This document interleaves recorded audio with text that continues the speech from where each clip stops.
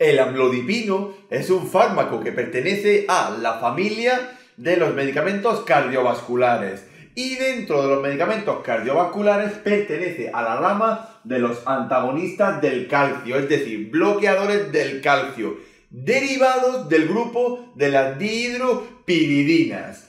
Aquí podemos encontrar la fórmula y estructura química del amlodipino, donde ponemos especial atención en el anillo dihidropiridina. Decir que el amlodipino, al ser un antagonista del calcio, tiene sus efectos de antihipertensor y de vasodilatador sobre el propio músculo cardíaco y sobre la musculatura lisa vascular.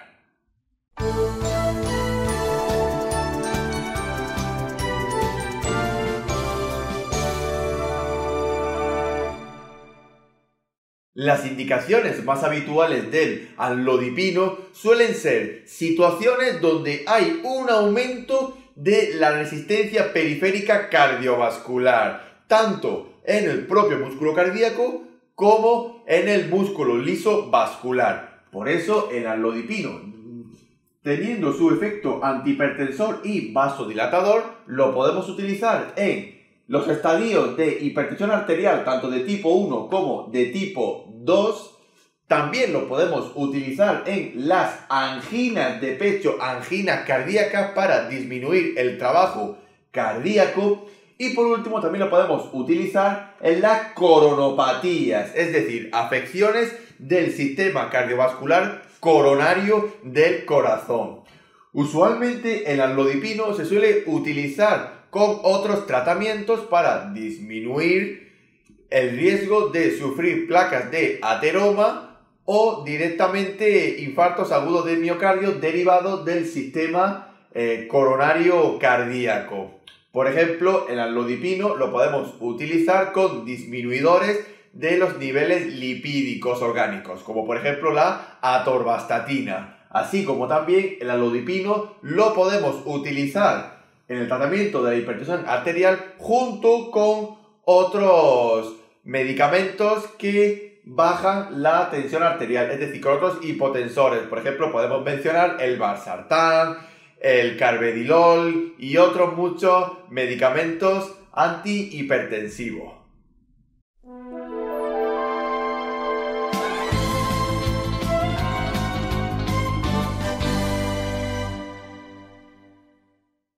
El amlodipino está totalmente contraindicado en ciertas afecciones donde ya hay una disminución drástica de la tensión arterial. Por ejemplo, el amlodipino no lo podemos utilizar en la propia alergia al amlodipino, en los shocks hipovolémicos o hemorrágicos y en la hipotensión donde ya de por sí la tensión arterial está disminuida y el amlodipino la podría bajar aún más. Tampoco se puede utilizar en una insuficiencia cardíaca tras un infarto agudo de miocardio. Se recomienda un tiempo de espera de un mes, puesto que puede haber un descenso de la tensión arterial que el amlodipino puede agravar aún más.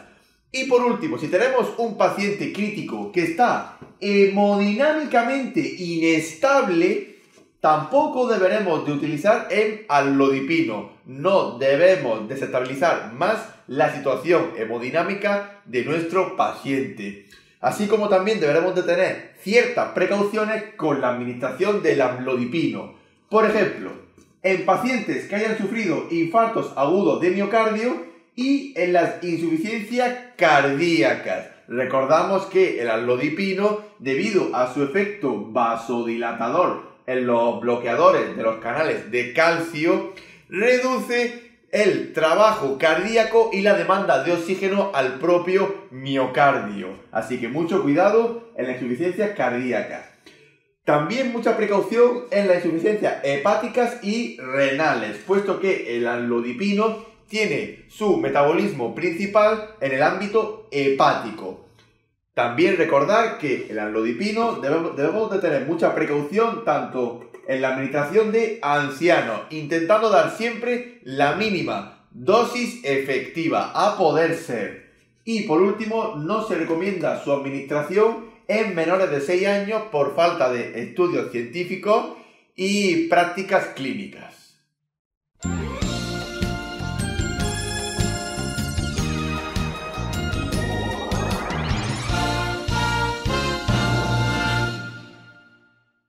El mecanismo de acción del amlodipino mencionado anteriormente es bloquear los canales de calcio que se encuentran en los músculos tanto cardíaco como liso, es decir, el que recubre a los vasos sanguíneos. Al bloquearse los canales de calcio, es decir, se bloquea la entrada de los iones calcio, se consigue un efecto tanto en los músculos cardíacos como en el músculo vascular, liso vascular.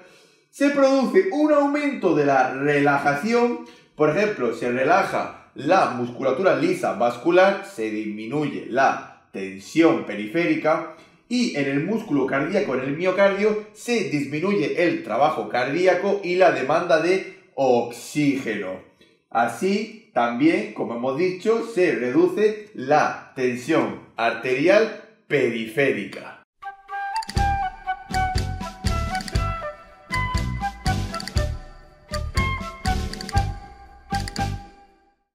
La vía de administración más usual del amlodipino, debido a la presentación única del mismo, suele ser la vía oral, así como también por sondaje nasogástrico.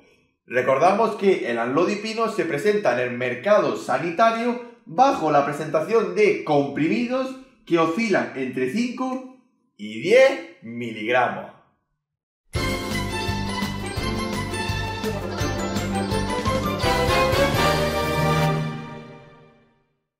La posología más habitual del amlodipino suele ser siempre la mínima dosis efectiva, la cual iremos aumentando dependiendo de las necesidades del paciente y la evolución de la patología por la cual administramos el amlodipino. Por ejemplo, lo normal es empezar con 5 miligramos cada 24 horas. Si vemos que esa dosis no es efectiva, hay que aumentar un poquillo más, administraremos una dosis única de 10 miligramos por 24 horas y nos quedaremos ahí. Ni subiremos más ni reduciremos los tiempos horarios. Solamente utilizaremos una dosis única de 10 miligramos cada 24 horas, pero siempre comenzando con la dosis mínima de 5 miligramos cada 24 horas. Y en las edades entre 6 y 17 años, es decir, infantes y adolescencia con juventud, comenzaremos igual, la dosis mínima de 2,5 miligramos cada 24 horas. Si vemos que tenemos que subir un poco más la dosis, la subiremos a 5 miligramos cada 24 horas y nos quedaremos ahí. Siempre recordar que en la dosis de amlodipino hay que utilizar la dosis mínima efectiva, ni más ni menos.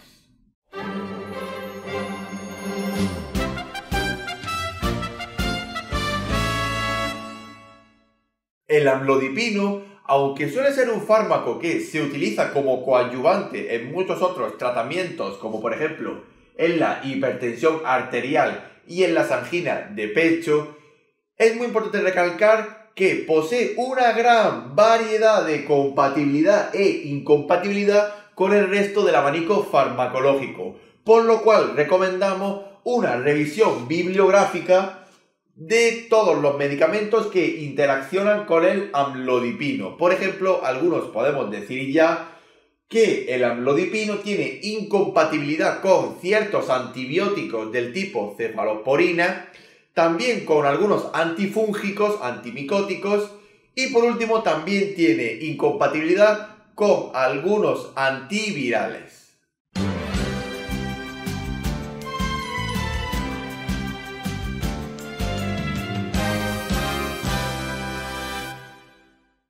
El amlodipino presenta ciertos efectos adversos que deberemos de tener muy en cuenta, los cuales se suelen presentar al principio del tratamiento con el amlodipino y que tienen cierta similitud con las conocidas bajadas de tensión, puesto que recordamos que el amlodipino es un antihipertensor y vasodilatador. Por ejemplo, el amlodipino nos puede presentar como efectos adversos cefaleas, dolor de cabeza, mareos, recordamos que baja la tensión, la propia hipotensión arterial en pacientes que ya de por sí la tienen baja la tensión, también nos puede producir fatiga, dispepsias como náuseas y vómitos y por último el efecto adverso que más aparece con el amlodipino, tanto en el inicio del tratamiento como en el seguimiento, que es la aparición de edemas periféricos debido al efecto vasodilatador del amlodipino, es decir, acúmulo de líquido en ciertas zonas del cuerpo. Así que muy atentos siempre con los efectos adversos del amlodipino. Y recordar que en el embarazo y en la lactancia, el amlodipino tiene categoría C, es decir, no se recomienda su administración. Siempre hay que valorar la balanza de riesgo-beneficio en las gestantes y en la propia lactancia.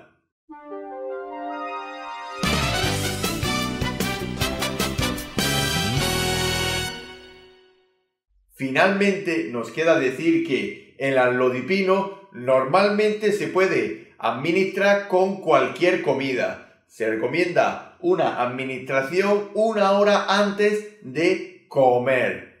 Pero eso sí, debemos de tener en cuenta que el amlodipino no se puede administrar con la fruta cítrica del pomelo ni con su propio zumo de pomelo.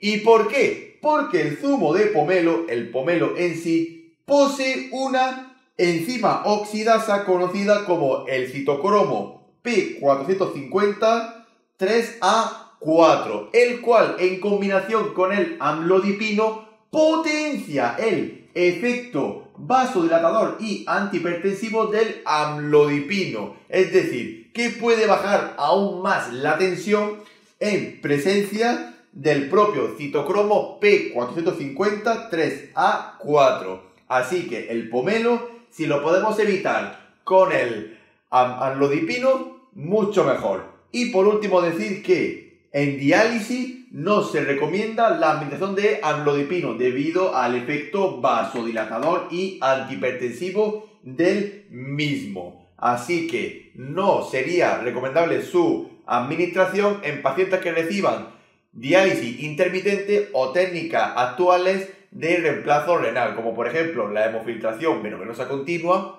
o la hemodiafiltración venovenosa continua.